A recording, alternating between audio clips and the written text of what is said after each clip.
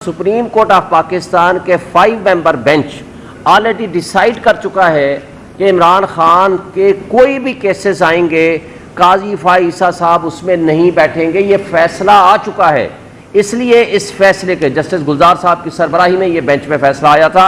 जिस दोस्त को चाहिए मेरे से व्हाट्सएप पे मेरे से ले ले, मैं उसको आपको भेज दूंगा। इस फैसले के होते हुए जुडिशल प्रोनाउंसमेंट है, इसके होते हुए काजी फाइसा साहब को हमारे किसी भी केस में नहीं बैठना चाहिए। अगर वो बैठेंगे तो it will be A misconduct on his part. उम्मीद हमें उन मुनसिफों से है जो मेजॉरिटी में हैं, लेकिन उनको इंसाफ करने का मौका नहीं दिया जा रहा। आज भी हम किससे मुतालबा कर रहे हैं? हम full court of supreme court of Pakistan से मुतालबा कर रहे हैं कि वो बैठे, पब्लिक के सामने पब्लिक हियरिंग करें, पब्लिक के सामने सारा सच सामने आना चाहिए। वो जजेस भी आए, वो अपनी ओपिनियन दें, अपनी कंप्लेंट्स भी बताएं, अपने एविडेंसेस भी लाएं, और वो लोग, वो मुक्तदर, वो ISI और वो इदारे, वो अपने लोगों की उनको कटहरे में लाया जाए, उनके खिलाफ तहकीक और तफ्तीश की जाए। और मुझे बताएं कि अगर इदारा एज ए होल मुलव्वस नहीं है तो आज तक क्यों उन्होंने अपने उन ऑफिशल्स के खिलाफ आज कोर्ट मार्शल करके, अगर वो यूनिफॉर्म पर्सन है, अगर वो सिविलियंस हैं, तो उनके खिलाफ डिसिप्लिनरी प्रोसीडिंग्स करके आप तक या कौम तक ये बात क्यों नहीं पहुंचाई कि ये लोग, जो लोग मुलव्वस हैं, कि हम उनके खिलाफ एक्शन लेंगे। एक बात जहन में रखें, ये सारा ड्रामा जो कुछ हो रहा है हमारी इंटेलिजेंस एजेंसीज कर रही हैं, ये 9 मई से पहले का है, जिसको इमरान खान साहब एक बड़ा राइटली कहते हैं कि ये ब्लैक स्वॉन इवेंट था। ब्लैक स्वॉन इवेंट का मतलब आप समझते हैं कि कोई भी बंदा ऐसी हरकत करेगा वो मुद्दा किसी दूसरे पे डाल देगा। तो इसलिए इमरान खान ने इसको कहा कि आप इसका जुडिशल कमीशन बनाएं और 3 इदारों के CCTV फुटेज ले आएं। इस्लामाबाद हाई कोर्ट की, जिस दिन इमरान खान को अगवा किया गया, और दूसरी GHQ की CCTV फुटेज, और तीसरी कोर कमांडर हाउस की। लेकिन आज तक ना जुडिशल कमीशन का मुतालबा माना गया, ना वो CCTV फुटेजेस सामने लाई गई। तो आज ये बात सामने आ चुकी है कि ये सारे जो कुछ हो रहा था, या जिस तरह के ताने बाने बुने जा रहे थे कि इमरान खान को बुक करने, इलेक्शन से आउट करने, उनको पार्टी को डिस्मेंटल करने की जो साजिशें थीं, ये उससे पहले से जारी थीं।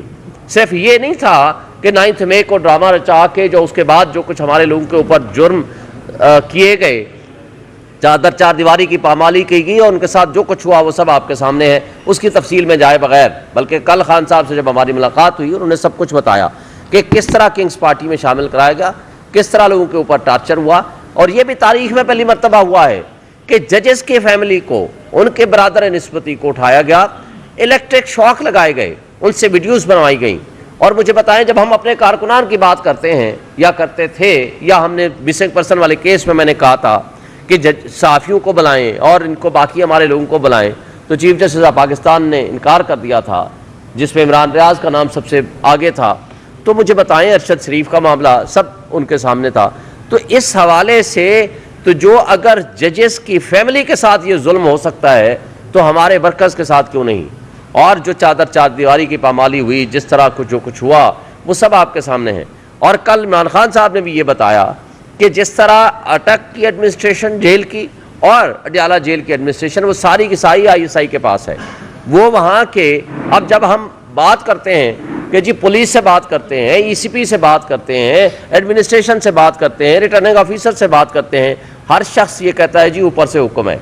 और ऊपर से मतलब वो क्या लेते हैं? वो हमारी इंटेलिजेंस एजेंसीज लेते हैं। और जो इस खत ने पॉइंट आउट किया है, ये पाकिस्तान की तारीख का एक अलमनाक बाब है कि जहां मुनसिफ, जिन्होंने 25 करोड़ आवाम को इंसाफ देना है, उनके हुकूक का तहफ़्फ़ुज़ करना है, उनकी फैमिली के हुकूक का तहफ़्फ़ुज़ या उनके हुकूक का तहफ़्फ़ुज़ कौन करेगा? उन्होंने एक एक इंसिडेंट दिए हैं। और ये भी लिखा है कि डिस्ट्रिक्ट जुडिशरी के जजेस को बुलाकर ISI के दफातर में उनसे इंटरोगेट किया जाता है, उनको इंस्ट्रक्शंस दी जाती हैं कि आप इस तरह का फैसला कर लो और इस तरह का आर्डर कर लो।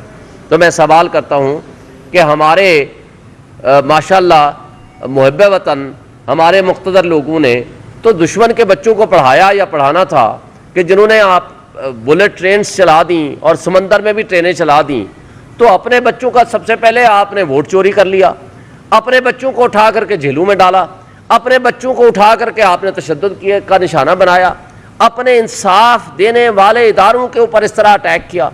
तो क्या ये पाकिस्तान, क्या दुनिया की 1000 साल की तारीख आप उठा लें, जिस मुल्क जिस मुआशरे में इंसाफ नहीं होता, ना वो मुल्क तरक्की करता है ना वो कौमें तरक्की करती हैं।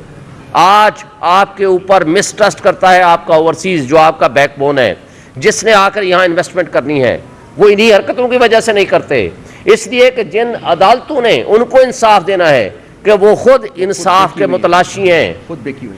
तो आज मुझे ये बताएं कि किस तरीके से आप मुल्क की मैशत को बेहतर करेंगे। और फिर सबसे बढ़कर काबिल अफसोस और सबसे ज़्यादा शर्मनाक बात अफसोस से कहना पड़ता है, वो ये है कि वो कठपुतली वज़ीर आज़म और वो कठपुतली लोग जिन्होंने फॉर्म 45 के ज़रिए यहाँ इक़्तिदार पे कब्ज़ा किया है, डाका ज़नी की है, उन्हीं लोगों की मदद से जिनको वो अपने आप को उनकी आंख का तारा कहते हैं। मुझे बताएं शहबाज शरीफ के अल्फाज, एक तो वो अलग बात है कि वो कहता है बेगर्स आर नॉट चूजर्स, वो खुद भी भिखारी है और कौम को भी भिखारी बनाना चाहते हैं। दूसरी तरफ वो कहता है मैं अपने मुल्क की एस्टैब्लिशमेंट का आंख का तारा हूँ। तो जिनके खिलाफ आपने इंक्वायरी करनी है, तो जो आपको मुसल्लत हमारी कौम के ऊपर किया है रिजेक्टेड लोगों को, वो किस तरह free fair and transparent investigation कर सकते हैं। इसी काजी फाइसा साहब के हमारे पास मौजूद है मेमो गेट। सुप्रीम कोर्ट ने जुडिशल कमीशन बनाया जिसकी सरबराही काजी फाइसा के पास थी, और क्वेटा इंसिडेंट जिसमें वकला शहीद हुए थे, सुप्रीम कोर्ट में जुडिशल कमीशन बनाया जिसकी सरबराही काजी फाइसा साहब ने की थी।